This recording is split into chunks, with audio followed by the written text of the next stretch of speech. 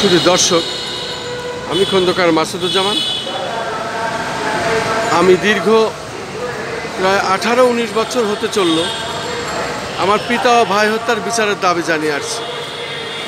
এই যাবৎকাল যত সরকার এসেছে প্রত্যেকের কাছে আমরা আমাদের ন্যায় বিচার পাওয়ার প্রত্যাশায় এইভাবে জাতীয় প্রেস ক্লাবের সামনে সংবাদ সম্মেলন, মানববন্ধন করেছি, কিন্তু আমরা কোনো সুরাহা আজও পাইনি। আমি এই ন্যায় বিচার পাওয়ার প্রত্যাশায় আজকে অন্তর্বর্তীকালীন সরকার ক্ষমতায় এবং তারা রাষ্ট্র পরিচালনা করছেন। এই সরকারের আমলেই বিভিন্ন আন্দোলন সংগ্রামে আমি সবসময় কাছে থেকেছি এবং এই কাজগুলো করেছি। এই আন্দোলন সংগ্রামে দীর্ঘ সময় রাজপথে থেকেছি আমার পেশাগত দায়িত্বের কারণে। আমি একজন সাংবাদিক, একজন ইউটিউবার, একজন ফেসবুকার, একটি অনলাইন পোর্টালের সম্পাদক ও প্রকাশক taranewsbd.com-এর। আমি খন্দকার মাসুদুজ্জামান। এই যাবৎকাল আমরা এই ন্যায় বিচারের প্রত্যাশায় জাতীয় প্রেস ক্লাবের সামনে বিভিন্ন সময় আমরা এই দাবি জানিয়ে এসেছি, কিন্তু আজ পর্যন্ত আমরা এই কুল কিনারা পাচ্ছি না।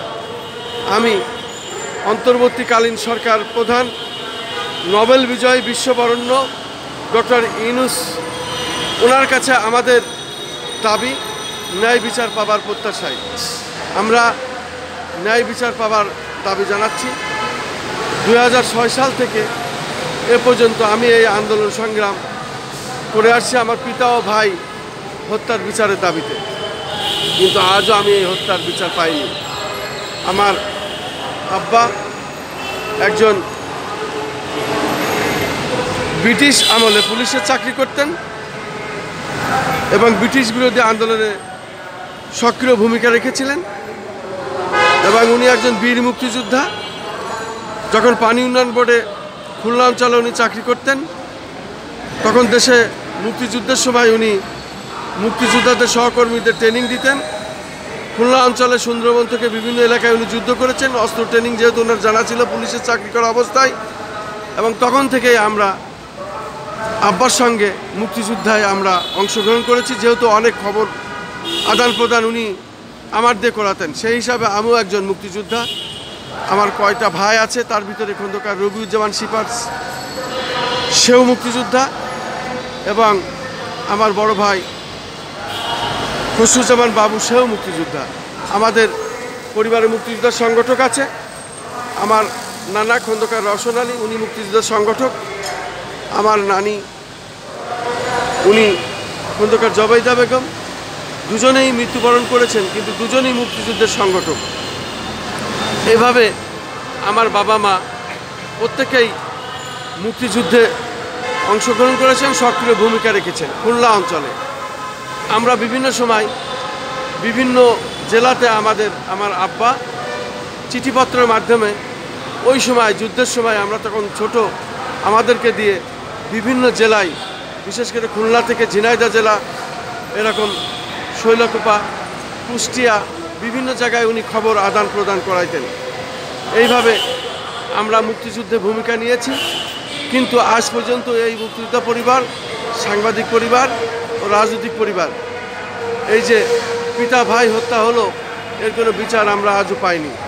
আমি তৎকালীন সময় ঝিনাইদহ প্রেস ক্লাবে সংবাদ সম্মেলন করি, কিন্তু সংবাদ সম্মেলন করার পরে, পত্রিকায় নাম আসার পরে, প্রচার হওয়ার পরেও এই খুনিদের ধরে না।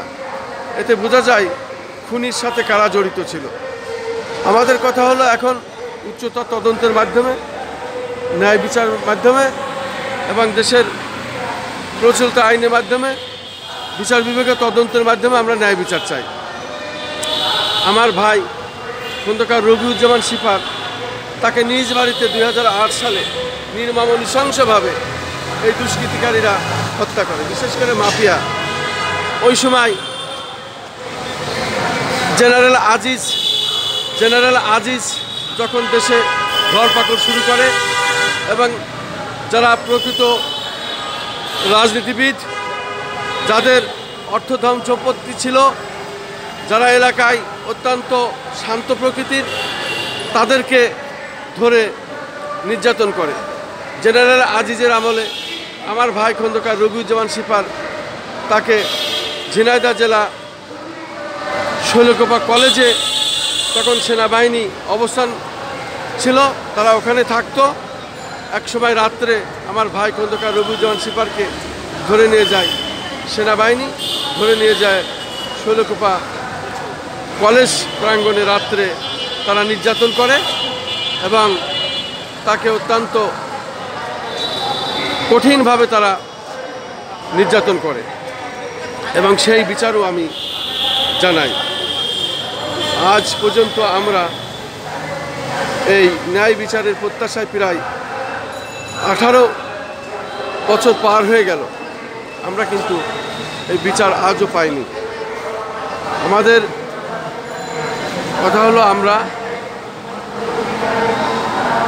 আন্দোলন সংগ্রাম করেছি, রাজপথে থেকেছি, আমরা সরকার পরিবর্তনের অংশীদার, আমরা মুক্তিযোদ্ধা পরিবার, রাজনৈতিক পরিবার এবং সাংবাদিক পরিবার।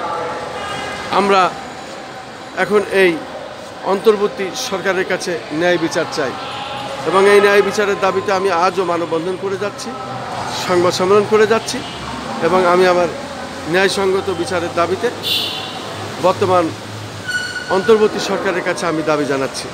আমি খন্দকার মাসুদুজ্জামান, আমি ন্যায় বিচার চাই, ন্যায় বিচার চাই। জেনারেল আজিজ যখন ক্ষমতায়, সে তখন তার সেনাবাহিনী দিয়ে, এদেশের মাফিয়াদের দিয়ে, কিছু হলুদ সাংবাদিকদের দিয়ে সারা দেশে যখন ধরপাকড় করে, তখন আমার ভাইকেও ধরে। যেহেতু আমার ভাই একজন বড় মাপের ঠিকাদার ছিলেন, একজন রাজনৈতিক ব্যক্তিত্ব ছিলেন, সে কারণে জয়নাল হাজারীর এলাকায় ফেনীতে একটি ঠিকাদারি কাজ করতে যান।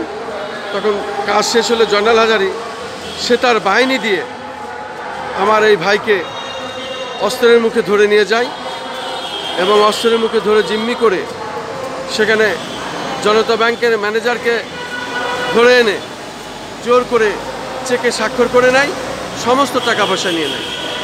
এই মাফিয়ারা তখন জড়িত ছিল, এমপি মন্ত্রীরা জড়িত ছিল, আমার এলাকার অনেক রাজনৈতিক নেতা, এমপি মন্ত্রীরাও জড়িত ছিলেন, কিছু হলুদ সাংবাদিকরাও জড়িত ছিলেন। আমার ভাইয়ের কয়েকশো কোটি টাকা, আমাদের সংসারের 51ভুক্ত পরিবারের টাকা পয়সা, ব্যবসা বাণিজ্য, 4টে ব্যবসা প্রতিষ্ঠান ভেঙে দেয়, স্বর্ণালঙ্কার টাকা পয়সা লুটপাট করে নেয়। এটাও আমরা কোনো ফেরত পাইনি, আমরা ফেরত চাই এবং এই সরকারের কাছে ন্যায় বিচার চাই, ক্ষতিপূরণ চাই। এই হত্যার সাথে জড়িত ছিল এই সুলতানা পারভিন, সে মাফিয়াদের সাথে সম্পর্ক রেখে টাকা পয়সা ধন দৌলত লুফে নেয় এবং মাফিয়ারাও এখানে টাকা পয়সা লুফে নেয়। আমার এলাকার কিছু কসাই, কিছু শিক্ষক ছিল জড়িত, যেমন মহিদ মাস্টারের ভাই পাইলট কসাই, নাবলা কসাই, কোহিত কসাই, এরা প্রত্যেকেই জড়িত আছে। এবং আমার গ্রামে শাহিন কসাই, সামুদ্দি কসাই, এরা প্রত্যেকেই জড়িত আছে। এবং এখানে ওলিয়ান নামে একজন সন্ত্রাসী, সে জড়িত আছে। এবং ওই এলাকার সরোয়ার গং, তারা জড়িত আছে। নেকবার গং জড়িত আছে। অনেকে মৃত্যুবরণ করেছে, আবার অনেকে জীবিত আছে। সেখানে একজন রাজমিস্ত্রি, সেও জড়িত আছে, নুরু নামে রাজমিস্ত্রি, সেও জড়িত আছে। কয়জন শিক্ষক জড়িত আছে, বাবলু মাস্টার জড়িত আছে, ফজলু মাস্টার জড়িত আছে। এই ধরনের আরও অনেক নাম বেরিয়ে আসবে। এদেরকে ধরে রিমান্ডে নিলে এই টাকা পয়সা কারা নিয়েছে, এই মাফিয়া কারা ছিল, সবই তখন ধরা পড়বে। আমি ন্যায় বিচার পাবার প্রত্যাশায় এই অন্তর্বর্তী সরকার প্রধানের কাছে আমি ন্যায় বিচার দাবি করছি। জাতীয় প্রেস ক্লাবের সামনে, রাজধানী ঢাকা। আমি খন্দকার মাসুদুজ্জামান।